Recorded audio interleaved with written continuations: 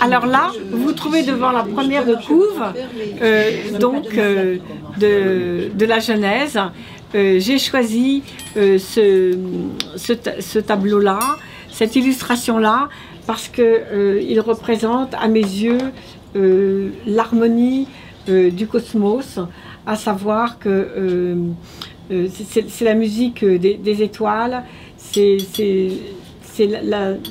l'harmonie de la création. Elle est très ludique et cette ludicité nous porte à l'émerveillement, ce dont on a besoin.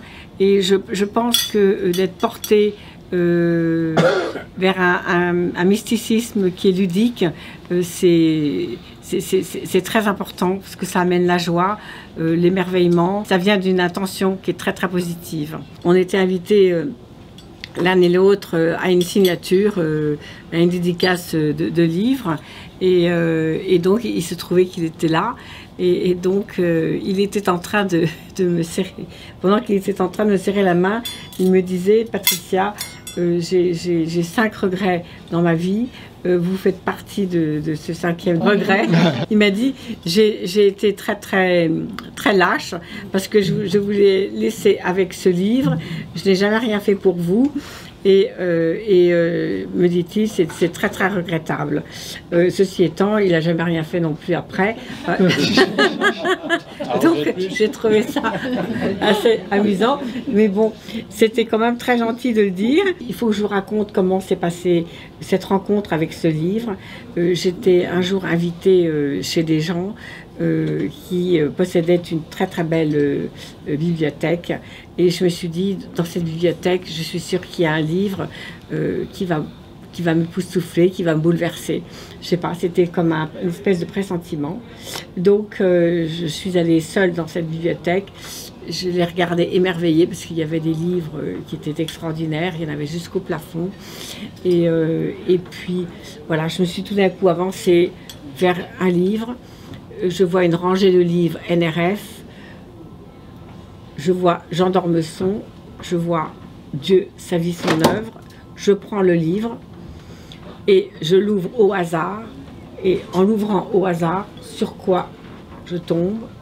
Le tout et le rien ne se distinguaient pas l'un de l'autre. Alors là, cette phrase a vraiment fait tilt en moi. Je me suis dit, mais cette phrase est extraordinaire. Elle est d'une poésie métaphysique extraordinaire. Ça m'a vraiment fait un choc et je me suis dit, c'est pas un hasard que tu sois tombé sur cette phrase, ça doit être une nécessité quelque part. Donc Jean d'Ormesson a fait quand même quelque chose pour moi, c'est que lorsque je lui ai envoyé des photos donc de mes illustrations, je me suis dit, bon ben il me répondra jamais, ça va être un silence total et puis les illustrations vont rester dans le carton indéfiniment, ad vitam aeternam. Mais pas du tout. 3 jours après, il m'appelle. J'ai évidemment tout de suite reconnu sa voix, parce qu'il ne la reconnaîtrait pas. Et il me dit, écoutez, madame, quand j'ai reçu vos photos, j'avais fait quand même des agrandissements qui étaient très beaux, de belle qualité. Il m'a dit, j'ai eu un choc mystique. Alors j'entendrai toute ma vie cette phrase, la façon dont il a dit, j'ai eu un choc mystique, ça résonne encore dans mes oreilles. Et il m'a dit, écoutez, c'est bien simple, je vais téléphoner à Gallimard. Et donc je vais faire faire un contrat. Et comme ça, vous pourrez éditer vos illustrations avec mes phrases, il n'y aura aucun problème. Donc il a quand même fait quelque chose pour moi. C'est bien. Ah oui. Ah bah oui. Il l'a fait tout à fait. C'est quelque chose. Alors ça c'est une illustration de lumière. On voit le Christ lumière qui est Dieu et donc qui montre la lumière et l'harmonie.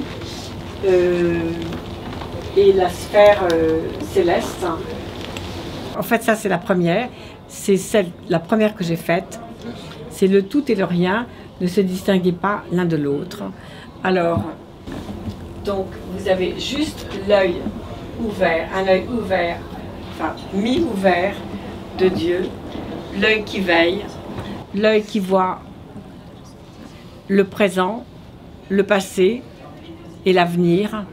La création de l'homme vient de cette séparation donc entre Dieu et l'ange de lumière qui devint donc Lucifer et tout ce qui s'ensuit. Voilà, voilà l'histoire que j'avais.